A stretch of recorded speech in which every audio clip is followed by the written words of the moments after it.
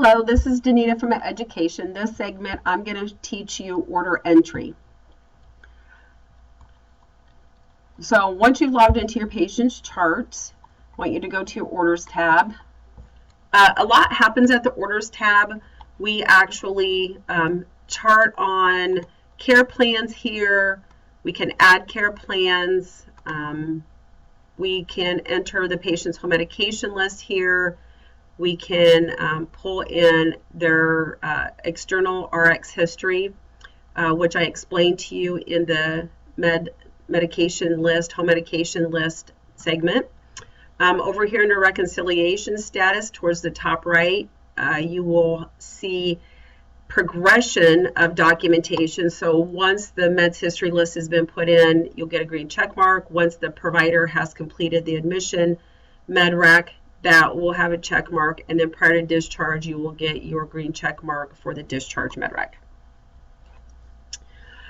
The center area here is called your navigator, so you can scroll up and down that. So your plans, whether it's a care plan, so I have a restraints care plan active here, or if it's a medical power plan, which is basically an order set in a planned state, meaning that it's on hold, will reflect here. Suggested plans are my care plans that the system is suggesting that we add based on admission or our documentation. And then our orders fields, anything that's bolded and has a check in front of it means that there's an order in that category. And I can see those orders in my profile window over here to the right. If I scroll further down, I can do a medication history. So this is showing me the home medications that has been entered for my patient. There's a medication history snapshot, and if you will notice in the right side of the profile window, there's a this visit, there's 6 months, there's 1 year, and all visits. So you could actually go back and look at previous medication history entries. So that being said, just be careful if you're doing that, that you are looking at the most current version if you're looking at that to add meds to their home med list. And then there's a reconciliation history. So this is kind of helpful. And I don't really have a good one on this these trained patients just because our providers aren't entering data on our trained patients. But medication or the admission history, reconciliation, and this is what the provider is doing, transfer or discharge. You can see that there. So I'm going to scroll back up here. I'm going to click on orders. To add an order, you just simply click on add. And we can type in an order. Okay, so maybe we've contacted the doctor and he's like, let's add some atenolol 25 milligrams daily. Oops. And we got that through a phone with readback. So this field here, this is our communication type. Anytime you enter an order, you're going to have to put in the provider's name and how you receive that order. So typically speaking, we do not accept verbal orders. We only accept verbal orders in urgent or emergent situations. Okay. You would use the initiate plan conditional when you are initiating one of those power plans that the provider put in. Be careful with that. You need to see who entered that power plan. If a nurse did it, then it will be a cosign required. If the provider entered the power plan, it will be an initiate plan / conditional. And I will show you how to do that, how you can see who entered it. No cosign required would be something for maybe like you accidentally put an order on somebody and you're doing the discontinue, then it would be a no cosign required. Or we do have a couple things that are just protocols that you could use that, but typically I would use the initiate plan or conditional. Fax and phone with readback are pretty explanatory. Providers are expected to put their own orders in. It should be rare that a nurse is putting in orders for more than 1 or 2 items. So if it's night shift, it's a holiday, if it's the weekend and the provider is driving across town and you've called him and he's like, well, let's go ahead and order some Benadryl or whatever the order is, then you can go ahead and put that order in. But if a doctor walks up to your nurse's desk and says, I need you to put in an order for atenolol 25 milligrams daily and lactated ringers at 75 mils per hour, and let's get a chest x-ray, and let's go ahead and put them on bed rest and change your diet to no added salt. You can't do that. They need to do that themselves. Most of the providers, I'm going to say 98% of our providers are really good about just doing their own orders. Once in a while, you'll stumble across a provider who may not want to take the time to sit down and put the orders in. But if they're standing there looking at you, just feel free to go ahead and say, you know, I would feel more comfortable if you put those in, especially if it's a list. If it's 1 or 2 items, it's not as big of a deal. But when they're giving you a list of things, then they really need to put those in themselves. Okay? And the only exception to that is going to be if it's an urgent or emergent situation, or again, if it's the middle of the night, or the provider's driving across town. So I'm going to go ahead and say phone with readback. I'm going to click OK. Now it kind of looks like my order disappeared, but I'm going to move my search screen and I'm going to show you that it's just kind of hanging out back here in this pending status. Okay, so let's move that back up here. So this front screen is really just kind of like my search. So if that's all I'm going to enter, I'm going to go ahead and click done, and now I can see that, and this is where I'm going to review my details screen below here, and I want to make sure that I entered everything correctly. So 25 milligrams oral daily. Now at this point, if you realize that maybe you selected the wrong dose or you selected the wrong route or frequency, you can change that. Maybe it's supposed to be BID. So I hit my drop down. It didn't pop up there right away, so I'm just going to type in BID and then select it from my list. Okay? And once I'm complete with my order, I'm going to go ahead and click sign. And then refresh. Every time you put an order in, you do have to refresh your screen. All right, let's go back and add some more orders. Let's click add. And I want to add, let's order a UA and culture if indicated. So as I start to type that in, these lines are called order sentences. Okay, so if you can find the right order sentence, it will just save you 1 or 2 steps. So I'm going to say this was just ordered routine. Again, your provider's name. Maybe it was a phone with readback. Now at this point, I can continue adding orders. So we're going to start some lactated ringers. So as I start to type that in, okay, I do believe you can put in LR. I found the biggest challenge with Cerner is in putting in orders is that many times what we would call something, it's not listed in Cerner that way. Over the years, our informatics group has worked hard to make sure we get some of those naming conventions similar to our terminology. That way it makes it a little easier to find things. Okay. The other thing I want you to pay attention to, so I pulled up my LR. I want you to pay attention to your order sentences because I have several options here. Here's my 1,000 mils, and I might want to pick that one, but you notice at the end of that sentence it says 1 dose. So this is only one I would select if the provider wanted like a bolus. So you've got to be careful that you read each sentence and then scroll down. I'm going to pick 1,000 milliliters and the one that says mils per hour. Okay. And I'm going to go ahead and hit done. So I added a couple things. You're only going to be prompted for the provider's name once. And you can put multiple orders on at one time if you need to. But like I said, if there's a list of things that are being added, the provider really should be doing them themselves. Now this little blue circle right here indicates that I have some missing details. And I know that because when I hover to discover, it tells me that my order details are not complete. If I try to sign this order, I'm going to get this little pop-up that says, hey, you cannot sign this because you are missing required details. So what's really cool is I can click on this first detail and it will take me right to the place that I need to go. So down here in mils per hour, it's kind of hard to see my cursor, but it's in there. And so I need to type that in. Okay. Another place you can use is this to missing required details button, the missing required details button at the bottom. I can click on that and that will also show me my missing details. And now it looks like I don't have any. I must have got them both filled in. So I'm going to go ahead and sign my order and refresh my screen. So that's the nuts and bolts of adding an order. If I go to my MAR and refresh my screen there and go to continuous infusions, I will see the order for lactated ringers that I just entered. You can see the date and time that it was entered. Now this patient has 2 IV orders, so I would have needed to clarify with my provider that they wanted the normal saline discontinued.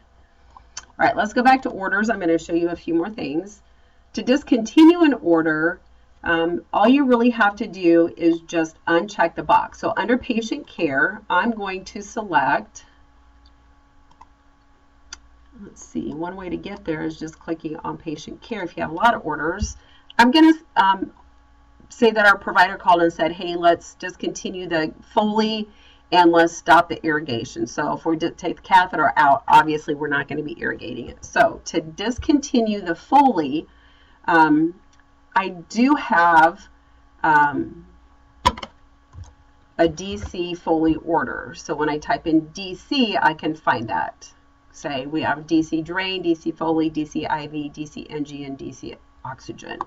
So I'm going to go ahead and select that, put in my doc's name, the phone order, I'm going to say done, and then to discontinue the hand irrigation, I simply just need to uncheck this box. See, when I hover, it says click to discontinue. Discontinue reason. I'm going to scroll down here. Physician request, orders for signature, and sign. So discontinuing orders is really actually very simple. You just basically have to just uncheck the box. Okay. When you do that from this screen, you'll still get that pop-up for the communication type. You cannot modify orders. If I wanted to modify my ambulate order, you will notice that the modify is dithered. I can cancel and reorder it. So maybe Doc said he doesn't want this to be a constant order, that maybe we're going to just, we're going to hit no. And then I'm going to type in QID. Okay. And then we can change that order. So that's kind of a neat functionality. So while you can't modify, you can cancel and reorder, and so that saves you a little bit of time.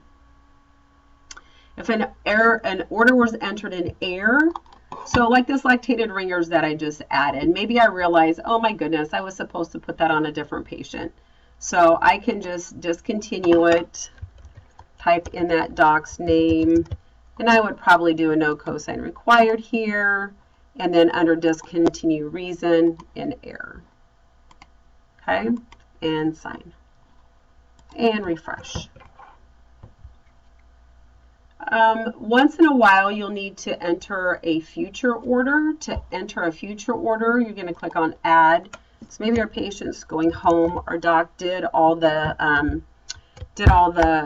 discharge instructions, and they're driving home halfway across town and realize they forgot to order a CBC for 2 days. In 2 days. So we're going to enter CBC. And obviously we'll need to ask your doctor which one they wanted, the hemogram or the width differential. And that was a phone with readback. Say OK. Click done.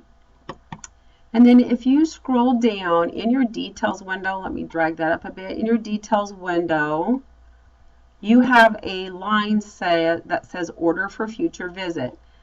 Okay, so even though it's for a future, we selected the routine collect because now we're going to state the date. So we're going to go ahead and say yes. And now we have the option to identify when our patient needs to come back for their lab work. Okay, so we have an in approximately field. We have a on sometimes before field. But our doctor said in 2 days. So on exactly So I'm just going to arrow up 2 days, 7172. So on July 2nd, we need to have an order. So when our patient shows up to Great River to have that blood draw, they will have that order. Now remember, that's only going to work for people coming into our facility. If they're going to a different facility, then that order will have to be sent like via a fax or depending if they're connected to us, and maybe it could be sent electronically, but usually it has to be sent in a paper version. The last thing I want to show you then is power plans. So when we first entered our patient's chart, we got that pop-up that says this patient has a power plan in a planned state. So periodically, you're going to see power plans in a planned state. So pre-op patients, all surgical patients, Klein nurses will see if they're coming from Great River to Klein. The admission orders will be put in a planned state. For inpatient nurses, if you have a patient who's being admitted directly from the doctor's office, the admission orders will be in a planned state. So you're going to look under at the top of your navigator here, under plans. You're going to look in the medical field here. And there's a Med General admission and orders planned. Okay. To initiate them, I can either right-click and initiate now, or in the lower right-hand corner, I have an initiate now option. So this is basically an order set that the provider already put on. To identify who put them on, remember I told you that if a provider added it, we would select initiate, plan, conditional, communication type, and if a nurse put them in, which you will see from some of the clinics, the nurses put the order sets on, you will see the name of the nurse. So our order set was actually put on by a nurse today. Okay, so everything that has a light bulb are items that are going to be ordered. So as I scroll down, I notice I have a lot of empty boxes, but I have a lot of options. So I have like 3 different IV fluid options. I have 2 mild pain options, 3 moderate options. So I'm going to have to call my provider back and say, hey, did you want IV fluids? Did you this patient's over 60. We need to do the MRSA screen. Do you want Tylenol or ibuprofen? So you're going to have to call them back and ask. So this is why it's best for providers just to do their own power plans, and they should be doing them all with the exception of maybe 1 or 2.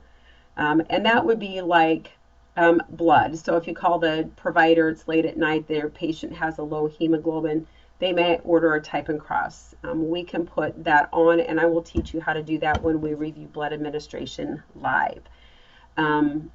Heparin drip. You got a patient has a DVT, you got results, and they ask you to put the heparin drip. If you're going to do that, they have to be on the phone with you. Anytime you're entering orders via phone or verbal, they need to be present so you can ask them about any questions that might come up or any fields that you're not sure about. Okay, so I'm going to go ahead and shoot this off for orders for signature and sign and refresh. And now I have initiated my admission orders. Okay, and I can now see that in that same field, instead of saying planned, it says initiated. If you don't initiate your plans in a planned state, your patient's going to miss getting treatments, diagnostic things, therapies, things like that, because they won't be ordered. They're basically in a hold state. If you ever are looking there and you notice something that is odd, so for example, when we first went live with Cerner, I was working in the ortho hallway and I had a patient that I noticed had breathing treatments ordered.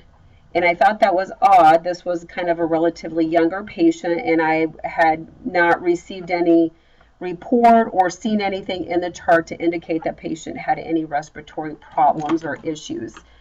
So I thought it was kind of odd. And then I got looking at who ordered it, and I noticed that Dr. Williams, who at the time, we had 2 Dr. Williams, Dr. Williams, the gastroenterologist, and Dr. Williams, the pediatrician. Dr. Williams ordered it. So then when I dug in deeper, it was Dr. Williams, the pediatrician, And there was actually a patient in peds with the exact name as my adult patient in the med-surg area. So you really got to watch. I basically just needed to call him and say, hey, I see this power plan's on here, and this is, it looks like it was put on the wrong chart. The other thing to do is that you will at times see power plans that are pre-op things or pre-procedure. So maybe your patient is scheduled to have a colonoscopy in 2 weeks. They'd already seen Dr. Sawyer and she'd already put the power plan in place for endoscopy. And you'll see that in a planned state. So simply just ask your patient, are you planning on an EGD or a colonoscopy? If they can't tell you, you might have to dig a little bit deeper. But just always look there, kind of ask yourself, does this make sense for this patient? If not, ask the patient, and then if it's just like way off base, then you'll have to get a hold of the provider. I think that's about the nuts and bolts of order entry. There's a really nice guide that has been provided for you for your order entry. If you have questions, be sure to ask your preceptor. You can always contact me at extension 4029 or Miranda at extension 4028. And you can also call the clinical informatics team by dialing 4400 and selecting option 5. Thank you.